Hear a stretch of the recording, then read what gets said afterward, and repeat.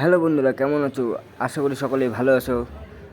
দেখতে পাচ্ছেন আজকে আমি আর আমার ক্যামেরাম্যান চলে আসলাম মাছ ধরতে। একটা ক্যামেরাম্যান বললো যে একটা চ্যাং মাছ দেখতে পেয়েছো।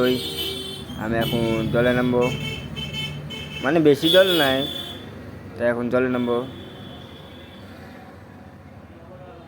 তার আগে মাছটা চলে গেলে দেখতে পেলে তার পাশে দুটা চ্যাং মাছ ছিল।